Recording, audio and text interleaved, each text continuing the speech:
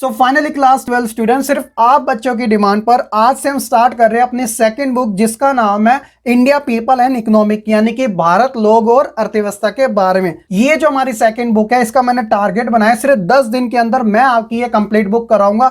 सिर्फ मुझे एक चीज की रिक्वायरमेंट है, वो है आपका रिस्पॉन्स। क्या आप मेरा साथ देंगे? क्या आप मुझे सपोर्ट करेंगे? अगर हाँ तो कमेंट करके जरूर बताइएगा। आपका लाइक कमेंट शेयर जरूर होना चाहिए, तभी मेरे को एक अच्छा मोटिवेशन मिलेगा, एक अंदर से इंस्पिरेशन आएगी कि हाँ वाकई में बच्चों को नीड है, तभी मैं उनके लिए ज्यादा काम कर सकूंगा। तो बच्चों आप सपोर्ट करना बिल्कुल ना भूलेगा। ये 10 दिन के अंदर आपकी क्लास 12 ज्योग्राफी की सेकंड बुक पूरी तरीके से कंप्लीट होगी। ठीक है बच्चों, अगर चैनल पे नए हैं तो सब्सक्राइब करके बेल आइकन जरूर दबा दीजिएगा, ताकि आपको आने वाली हर एक लेटेस्ट वीडियो की अपडेट मिलती रहे। तो चलिए बच्चों, आज की इस वीडियो में मैं आपको करा रहा हूं फर्स्ट चैप्टर का फर्स्ट पार्ट, जिसका नाम है जनसंख्या वितरण, घनत्व, वृद्धि और संगठन, यानी कि population distribution, density, growth and composition के बारे में। तो आज की इस वीडियो में ये जो आपका चैप्टर का नाम है ना, ये सारे टॉपिक आपके कवर हो जाएंगे, और उसके बाद जो अदर टॉपिक्स बचेंगे वो सेकंड पार्ट में कंप्लीट हो जाएंगे। वीडियो कोई भी ज्यादा बड़ी नहीं होगी, काफी शॉर्ट वीडियो होगी ये वाली। नोट्स के लिए आप टेलीग्राम ग्रुप जरूर ज्वाइन कर लीजिएगा, क्योंकि आने वाले समय में क्वेश्चन आंसर सीरीज शुरू होने वाली है। अगर आपने ये वाली वीडियो नहीं देखी है, क्योंकि अभी मैंने लेटेस्ट डाली है, जिसके अंदर आने वाले अपकमिंग जो एग्जाम के लिए क्वेश्चन आंसर सीरीज की जो प्रिपरेशन है वो किस तरीके से करनी है, कैसी वीडियो आपको देखने को मिलेगी, तो आप जरूर इस वीडियो को देखिएगा। लिंक आपको डिस्क्रिप्शन में आई बटन में मिल जाएगा। तो चलिए बच्चों, आज की इस वीडियो को हम स्टार्ट करते हैं। My name is Shahrukh Saifi and welcome back to our YouTube channel quick prep. देखिए बच्चों, जो आपकी फर्स्ट बुक है ह्यूमन ज्योग्राफी यानी मानव भूगोल, उसके अंदर शुरुआत के जो 4 चैप्टर है वो इसी लेसन से जुड़े हैं। कहने का मतलब पॉपुलेशन डेंसिटी, पॉपुलेशन ग्रोथ और पॉपुलेशन कॉम्पोजिशन। तो ये अलग अलग चैप्टर आपको फर्स्ट बुक में देखने को मिलते हैं, लेकिन इस वाले लेसन के अंदर ये सारे के सारे सिर्फ एक ही चैप्टर में कवर हो रहे हैं। बस बच्चों, फर्क सिर्फ इस बात का है कि इस लेसन के अंदर आपको इंडिया से रिलेटेड जितना भी डेटा होगा उसके बारे में आपको पता चलेगा। जो फर्स्ट बुक थी वो आपको पूरे वर्ल्ड लेवल पे बताती है। तो बच्चों, इसीलिए एमसीक्यू जो क्वेश्चन आएंगे ना, वो फैक्ट से रिलेटेड सेकंड बुक में सबसे ज्यादा दे रखे हैं, और वही आपके एग्जाम में पुट होने वाले हैं। तो आपको कॉपी पेन लेके बैठ जाना चाहिए, क्योंकि ऐसी बहुत सारी इंफॉर्मेशन मिलेगी फैक्ट से रिलेटेड, जो कि आपके 1 मार्क एमसीक्यू में काम आ सकती है। तो चलिए बच्चों, शुरुआत करते हैं। सबसे पहले जो हमारा टॉपिक है उसका नाम है जनसंख्या वितरण, यानी कि पॉपुलेशन डिस्ट्रीब्यूशन। तो सबसे पहले हम ये जानते हैं कि जनसंख्या वितरण का क्या अर्थ होता है। तो जनसंख्या वितरण का मतलब क्या होता है? पृथ्वी जो है, यानी जो हमारा अर्थ है, उसका जो लैंड है उस पर लोगों का फैलाव ही जनसंख्या वितरण कहलाता है। सिंपल सी बात है। अब बात आती है कि इस जनसंख्या वितरण को प्रभावित करने वाले कौन कौन से ऐसे फैक्टर है, कारक है। तो देखिए बच्चों, सबसे पहला है भौगोलिक कारक, यानी कि नेचुरल फैक्टर। दूसरा है आर्थिक कारक, इकोनॉमिक फैक्टर। और तीसरा है सांस्कृतिक कारक, यानी कि कल्चरल फैक्टर। तो ये फैक्टर है जो जनसंख्या को प्रभावित करते हैं। तो इसी कारण तो पूरे वर्ल्ड के अंदर जनसंख्या का असमान वितरण पाया जाता है। कहने का मतलब कोई एरिया ऐसे होते हैं जहां पे जनसंख्या ज्यादा निवास करती है, कुछ एरिया ऐसे होते हैं जहां पर जनसंख्या नामात्र निवास करती है। तो इसी कारण कहा जाता है कि पूरे वर्ल्ड के अंदर जो जनसंख्या का वितरण है ना, वो इक्वल नहीं है, असमान है। अब उसका कुछ रीजन है, वो आपको अभी आगे पता चलेगा इन्हीं फैक्टर के अंदर। आइए जानते हैं एक इंडेक्स के जरिए से।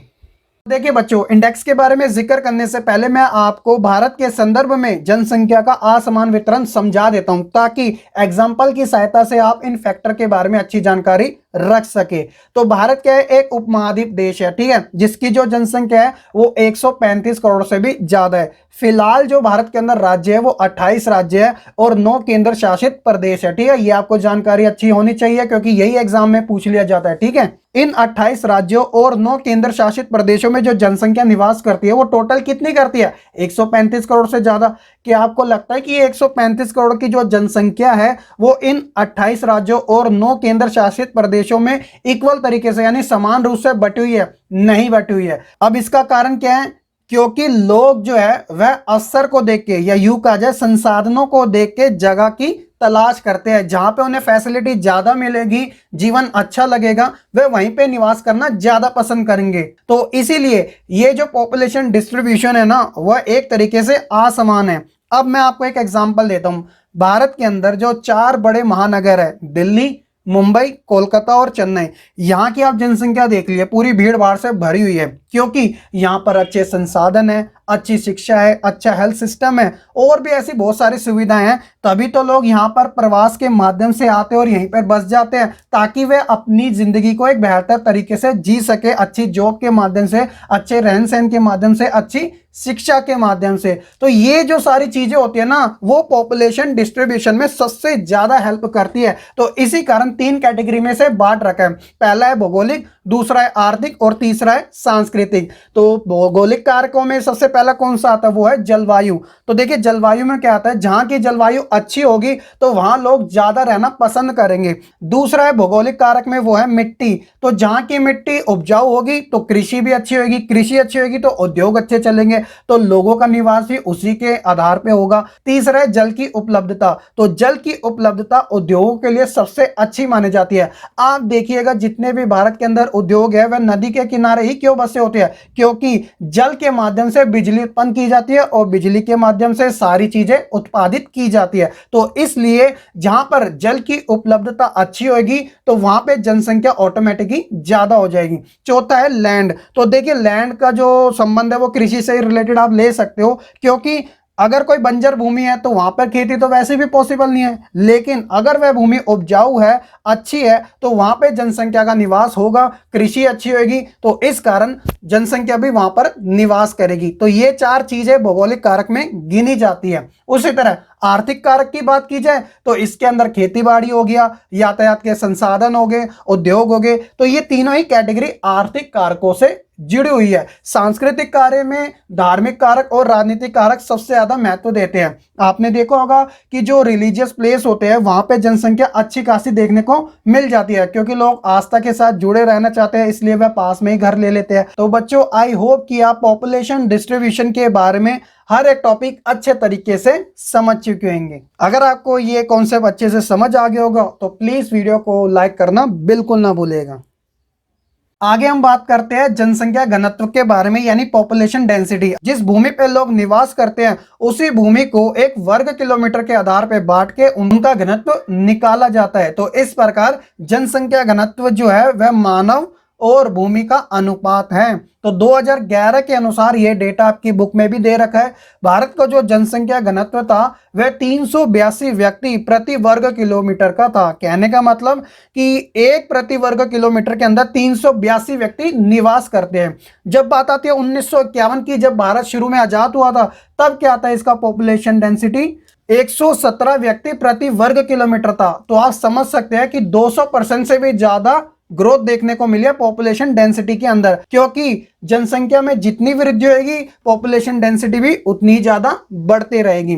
राज्यों के अनुसार अगर बात करें जनसंख्या घनत्व की, अब यहां से आते हैं आपके फैक्ट वाले क्वेश्चन जो 1 मार्क एमसीक्यू में पूछे जाते हैं। अरुणाचल जो प्रदेश है जो कि पूर्वोत्तर राज्य है, ठीक है, तो इसमें सबसे कम जनसंख्या घनत्व देखने को मिलता है। वो कितना है, सिर्फ 17 व्यक्ति प्रति वर्ग किलोमीटर में निवास करते हैं। और वहीं जब बात आती है देश की राजधानी दिल्ली की, तो दिल्ली के अंदर सबसे ज्यादा 9 केंद्र शासित प्रदेश और 28 राज्यों में जो दिल्ली है वहां पर पॉपुलेशन डेंसिटी सबसे ज्यादा है। 11,297 व्यक्ति प्रति वर्ग किलोमीटर में निवास करते हैं। इसी कारण तो मैं आपको स्टार्टिंग में बता रहा था दिल्ली की जो जनसंख्या है वह 2 करोड़ के आसपास ही है, लेकिन यहां पर पॉपुलेशन जो डेंसिटी है यानी छोटी सी भूमि पे ज्यादा लोग रहते हैं। और उसके रीजन मैंने आपको बता दिए थे, अच्छी फैसिलिटी हो गया, शिक्षा, रोजगार, ये सारी चीजें, ठीक है। तो आप ये ध्यान जरूर रखिएगा, अरुणाचल प्रदेश जो है वह सबसे कम जनसंख्या घनत्व वाला राज्य है और जो दिल्ली है वो सबसे ज्यादा घनत्व वाला केंद्र शासित प्रदेश है। बच्चों जब मैंने आपको फर्स्ट बुक का 2nd या 3rd चैप्टर पढ़ाया था तो उसके अंदर भी पॉपुलेशन डेंसिटी आई थी, लेकिन वो हमने वर्ल्ड लेवल की पढ़ी थी। कहने का मतलब हमने हाई लेवल वाले पॉपुलेशन डेंसिटी वाले देशों के बारे में जाना था, मीडियम लेवल वाले और लो लेवल वाले। उसी तरह हम भारत के संदर्भ में उच्च जनसंख्या घनत्व वाले राज्य, मध्यम और निम्न जनसंख्या घनत्व वाले राज्यों के बारे में जानकारी हासिल करेंगे। तो सबसे पहले जो हाई लेवल की जहां पे पॉपुलेशन डेंसिटी है वो कौन कौन से राज्य हैं, तो पहले नंबर पे है उत्तर प्रदेश, 829 व्यक्ति प्रति किलो वर्ग मीटर में रहते हैं। और उत्तर प्रदेश आप जानते हैं कि पूरे के पूरे भारत के अंदर सबसे बड़ा राज्य भी माना जाता है और इसकी जो जनसंख्या है वो 20 करोड़ से भी ज्यादा है। यूं मान के चलिए एक तरफ पाकिस्तान, एक तरफ उत्तर प्रदेश, दोनों इक्वल है। उसके बाद बिहार हो गया, तो बिहार के अंदर जो पॉपुलेशन डेंसिटी है वो तो उत्तर प्रदेश से भी ज्यादा है। कहने का मतलब यहाँ पे प्रति वर्ग किलोमीटर में 1101 व्यक्ति निवास करते हैं। उसी तरह पश्चिम बंगाल में 1029, केरला में 859 और तमिलनाडु में 555 व्यक्ति प्रति वर्ग किलोमीटर में निवास करते हैं। अगर मध्यम जनसंख्या घनत्व वाले राज्य की बात की जाए तो उसके अंदर आसाम हो गया, गुजरात, आंध्र प्रदेश, हरियाणा, झारखंड, ओडिशा, तो ये राज्य है। और निम्न जनसंख्या घनत्व वाले जो राज्य है वो है अंडमान निकोबार। तो अंडमान निकोबार जो है वो केंद्र शासित प्रदेश है। और अरुणाचल प्रदेश, अरुणाचल जो प्रदेश है वो पूरे भारत के अंदर सबसे कम पॉपुलेशन डेंसिटी वाला राज्य है। इसकी आप अच्छे तरीके से माइंड में गांठ बांध लीजिएगा, क्योंकि 1 मार्क में ये आपसे जरूर पूछ लिया जाएगा अब की बार, पूरे चांसेस भी है। तो बच्चों ये है पॉपुलेशन डेंसिटी, जिसके अंदर हमने हाई, मीडियम और लो लेवल के बारे में जाना। आई होप कि आपको ये सारा अच्छे से समझ भी आ चुका होगा। अब हम बात करते हैं बच्चों इस लेसन के तीसरा टॉपिक का, जिसका नाम है जनसंख्या वृद्धि यानी पॉपुलेशन ग्रोथ के बारे में। अगर इसके मीनिंग की बात की जाए तो किसी भी क्षेत्र में लोगों की संख्या का बढ़ना जनसंख्या वृद्धि कहलाता है, जो कि काफी आम सी बात है। लेकिन जब हम बात करते हैं ज्योग्राफी की, भूगोल की, तो इसके अनुसार क्या हो सकती है परिभाषा, तो किसी भी क्षेत्र में एक तय समय में यानी जो निश्चित समय होता है उसमें परिवर्तन जो होता है उसे हम जनसंख्या वृद्धि कहते हैं, जिसमें जन्म दर, मृत्यु दर और प्रवास ये फैक्टर सबसे ज्यादा काम आते हैं। तो इसे हम कैसे निकालते हैं, वही एक साल के अंदर कितने जन्म हुए, कितनी डेथ हुई और कितना प्रवास उस क्षेत्र के अंदर हुआ दूसरे क्षेत्र से। तो ये सारे फैक्टर जनसंख्या वृद्धि में काम आते हैं, तो आप ध्यान रखिएगा बिल्कुल। बच्चों अब हम बात करते हैं उस टॉपिक के बारे में जो कि एज इट इज एग्जाम में पूछ लिया जाता है, तो इसलिए ये काफी इंपॉर्टेंट भी हो जाता है, जिसका नाम है भारत में जनसंख्या वृद्धि की अवस्थाएं यानी कि स्टेजेस, या आप लेवल कह सकते हो। तो 4 अवस्थाएं थी, चारों के बारे में मैं आपको एक एक करके बताऊंगा, लेकिन वो कौन कौन सी थी उसके नाम के साथ आपको याद रखना है। तो पहली जो अवस्था थी वो थी 1901 से लेकर 1921, तो इसके अंदर जो जनसंख्या वृद्धि थी वो स्थिर थी यानी फिक्स थी। दूसरी थी 1921 से 1951, इसके अंदर जो जनसंख्या वृद्धि थी वो निरंतर थी यानी कॉन्टिन्यूअस बढ़ती जा रही थी। तीसरी जो थी वो 1951 से लेकर 1981 के बीच, ये वाली जो जनसंख्या वृद्धि थी वो काफी तीव्र थी यानी काफी तेजी से बढ़ती जा रही थी। आप यूं मान के चलिए जनसंख्या विस्फोट हो चुका हो, कंट्रोल में नहीं है।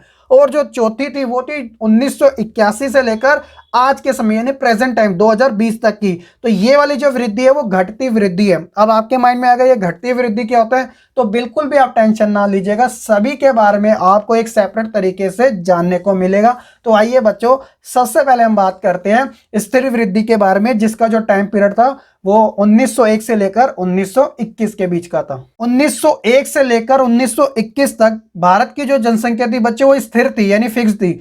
इसके कुछ रीजन थे, वो क्या थे कि इस समय जो वृद्धि दर थी ना वह निम्न लेवल पे थी, ये लो लेवल पे थी। और ये भी कहा जाता है कि 1911 से लेकर 1921 तक जो भारत की जनसंख्या वृद्धि थी वो ऋणात्मक लेवल की थी। तो इसके अंदर क्या होता है, जब जनसंख्या वृद्धि ऋणात्मक होती है तो जन्म दर और मृत्यु दर दोनों ही ऊंचे स्तर के होते हैं। कहने का मतलब जन्म भी ज्यादा होते हैं और मृत्यु भी ज्यादा हो रही थी। तो इस कारण यह माना जाता है कि 1901 से लेकर 21 तक की जो वृद्धि थी वह स्थिर लेवल की थी। दूसरा जो टाइम पीरियड है वो 1921 से लेकर 1951 का था। इसके अंदर जो जनसंख्या वृद्धि थी वो निरंतर थी। कहने का मतलब जो ग्राफ जैसे ऊपर जाता रहता ना, तो वैसे ही जनसंख्या भारत की वह ऊपर जाती रही थी। इसके पीछे कुछ रीजन था, वो क्या था कि देखिए बच्चों स्वास्थ्य सेवा में वृद्धि होने लगी थी। अब क्या होता है, जब स्वास्थ्य सेवा अच्छी होती है तो लोग ज्यादा जी पाते हैं, यानी कि जो लोग 50 साल की उम्र में मरने वाला है वह 10-15 साल और जी जाता है। इसके पीछे मुख्य रीजन यही माना जाता है, जितना हेल्थ सिस्टम अच्छा होगा उतने ही लोग ज्यादा जिएंगे। तो ज्यादा जीने से क्या होगा, जहां पे जनसंख्या 50 है वहां पे जनसंख्या 65 हो जाएगी। तो इस कारण वह जनसंख्या बढ़ती रहेगी निरंतर। इसके कुछ परिणाम भी निकले थे। वो परिणाम क्या थे कि मृत्यु दर के अंदर कमी देखने को मिली थी और जनसंख्या में वृद्धि देखने को मिली थी। तो जब जन्म ज्यादा होते हैं और मृत्यु कम होती है तो इसका रीजन क्या होता है कि जनसंख्या में निरंतर वृद्धि होती रहती है। तो आई होप कि आप इन दोनों कालों के बारे में अच्छे से समझ चुकेंगे।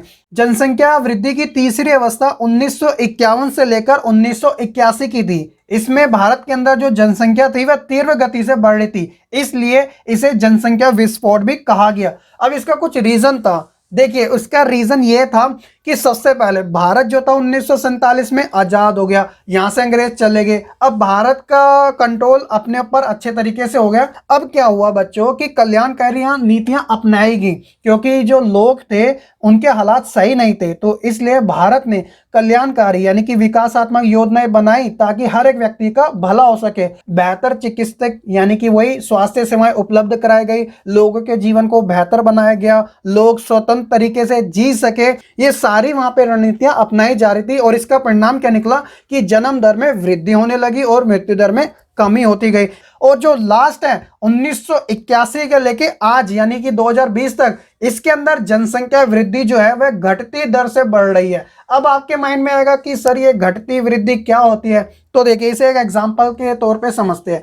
1951 से लेकर 1981 के बीच में जो जनसंख्या वृद्धि हो रही थी वो तो तीव्र तरीके से हो रही थी।